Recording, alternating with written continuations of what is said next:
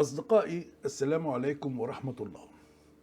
هناك معتقد شعبي سائد بأن لكل قتيل عفريتا يشبهه في الشكل، بيظهر في المكان الذي قتل فيه أو المكان الذي نقل إليه فيه ملابسه التي كان يرتديها وقت قتله والملوثة بدمه.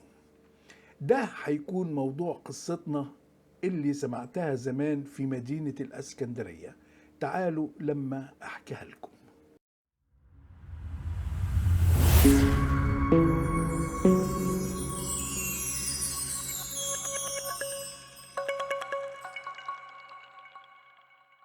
يحكى زمان بأنه كان في صول في البحرية. الصول ده مات في غارة من الغارات أيام الحرب. لما مات جابوا هدومه اللي كان لابسها ودوها لمراته، وكانت الهدوم غرقانة بدمه. فصرخت الزوجة حزنا على وفاة حبيبها وزوجها وتيتم أولادها الصغيرين وترملها. ولكن لم تمضي إلا أيام قليلة على موت الزوج، وبدأ الجيران وأهل الحتة يلاحظوا تبدل حال الأرملة من الحزن والقرب إلى السرور والانشراح، كما إنها خلعت الملابس السوداء، ملابس الحداد، وارتدت الملابس الملونة. ده مش بس كده، دول كانوا بيشوفوا راجل لابس زي البحرية كل يوم بعد المغرب، وأول ما الليل يليل والدنيا تضلم يدخل بيت الست دي ويبات عندها ويمشي في الفجرية قبل ما نور الصبح يشعشع. كتر كلام الجيران وأهل الحتة عن الأرملة والرجل اللي كان كل يوم يجي لها وتدخله بيتها ويبات عندها. المهم وصل الكلام لأهلها وأهل جوزها، قاموا جمعوا بعض وراحوا لها البيت. لقوها مبسوطة وسعيدة ولابسة هدوم ملونة ومش حزينة، رغم ان جوزها لسه ميت من وقت قريب.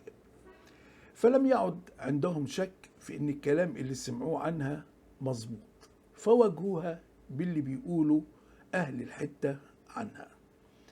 ما ردتش عليهم وحطت وشها في الارض. صار اخواتها وقام واحد منهم وضربها علقة موت، لكنها برضو ما اتكلمتش وفضلت ساكتة.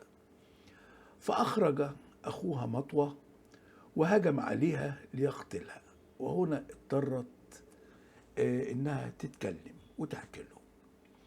فقالت لهم إن الراجل اللي بيجي لها كل يوم هو جوزها اللي مات.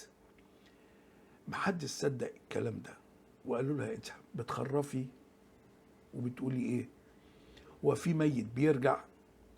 فحلفت لهم ان جوزها كل يوم بيجي البيت بعد المغرب يرعى عياله ويقعد معاهم ويقضي حاجة البيت وبيمشي قبل الفجرية.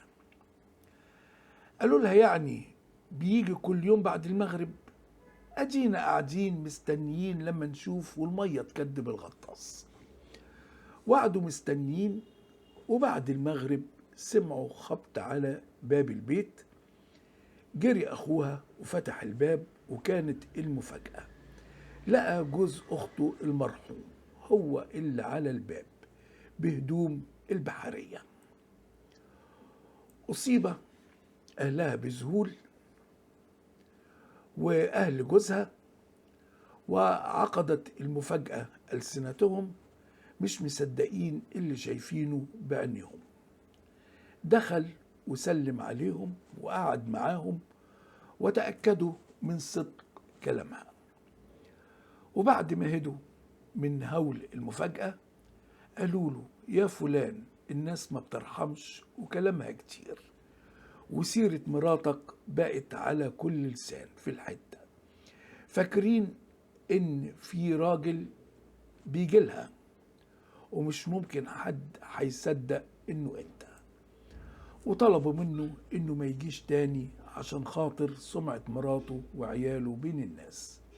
وفعلا مشي، ومن يوميها ما بقاش يجي. تلك القصة على وجه التحديد.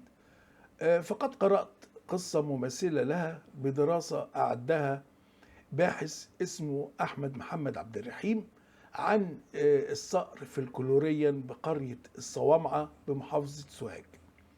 فهي مشابهة لها تماما في الخطوط العريضة، أما التفاصيل فهي تختلف عن القصة السكندرية، بأن القتيل فلاح صعيدي قتل في معركة صقر، كما أن شقيق الزوجة لما سمع كلام الناس عن أخته قام ضربها وكان هيموتها، مع اختلاف إن أخوها وقف بالخارج يراقب بيت شقيقته، ولما شاف راجل يشبه زوج شقيقته المتوفي يطرق باب البيت فأطلق عليه الرصاص بالبندقية فاختفى ولم يجد له أثر ولم يعد يظهر مرة أخرى. وزي ما هو واضح إن الحكايتين متشابهين، لكن مع تكييف الأحداث والشخصيات وفقا لطبيعة كل مجتمع ومكان. ففي مجتمع الصعيد أمر طبيعي إن شخصية القتيل إنه يكون فلاح، وسبب القتل نتيجة طار، ودي حاجة معروفة في الصعيد. أما في الإسكندرية فهو بحار قتل في الحرب، وده برضو أمر مناسب يتماشى مع المجتمع السكندري لوجود البحر ومهنة البحرية، بالإضافة أن الغزو الخارجي زمان كان بيجي عن طريق البحر ويؤدي لوقوع نسبة مش بسيطة من الضحايا، مش بس البحارة وكمان من الشعب السكندري.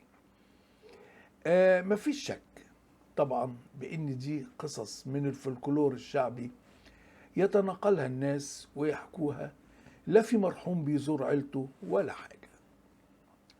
اللي عنده تجربة أو رأي تاني يا ريت يقوله لنا في التعليق.